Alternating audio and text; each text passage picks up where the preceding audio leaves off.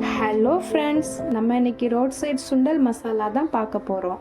அதுக்கு முன்னாடி ப்ளீஸ் சேனலை சப்ஸ்கிரைப் பண்ணிக்கோங்க. இப்போ என்னெல்லாம் வேணும்னு பார்த்துடலாம். ஊற வச்ச பட்டாணி, மிளகாத்தூள் ஒரு 1.5 ஸ்பூன் எடுத்திருக்கேன், இஞ்சி பூண்டு விழுது, வெங்காயம், கரம் மசாலா, உப்பு, கார்ன் கொஞ்சமாக ஃப்ரை பண்ணி வச்சுருக்கேன், 1 ஸ்பூன் கார்ன்ஃப்ளவர்.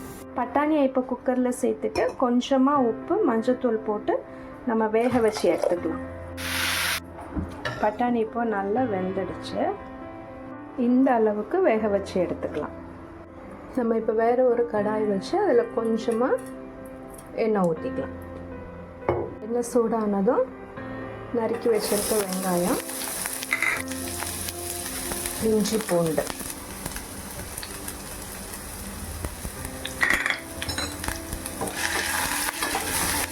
கொஞ்சமாக வதக்கிக்கலாம். வெங்காயம் ரொம்ப வதங்க வேண்டாம், கொஞ்சம் மீடியமாக வதங்கினா போதும்.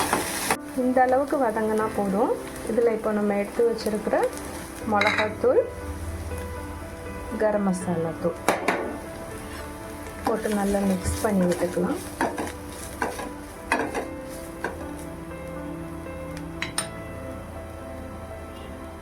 நம்ம பட்டாணி வேக வச்சிருந்த தண்ணியை இதில் சேர்த்துக்கலாம். இதில் இன்னும் கொஞ்சமாக தண்ணி ஆட் பண்ணிவிட்டு தேவையான அளவு உப்பு சேர்த்துக்கலாம். நல்லா மிக்ஸ் பண்ணி விட்டுக்கலாம்.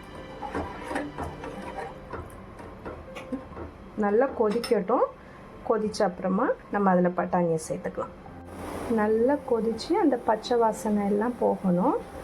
இப்போது உப்பு கரெக்டாக இருக்கான்னு கொஞ்சம் செக் பண்ணிக்கோங்க.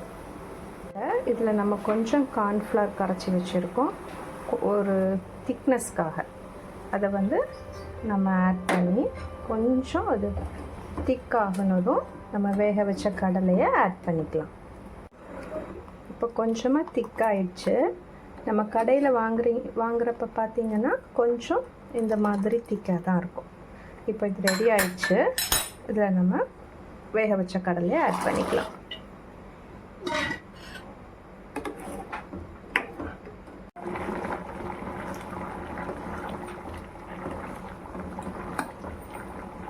இன்னும் கொஞ்சமாக திக்காகட்டும், அதுக்கப்புறம் நம்ம எடுத்துடலாம். ரெடி ஆயிடுச்சு. நம்ம இப்போ சர்வ் பண்ணிடலாம்.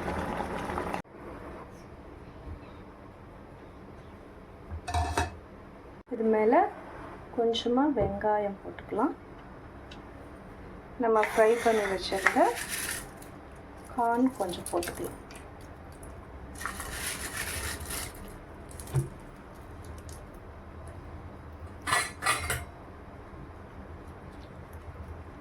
இப்போ ரெடி ஆயிடுச்சு.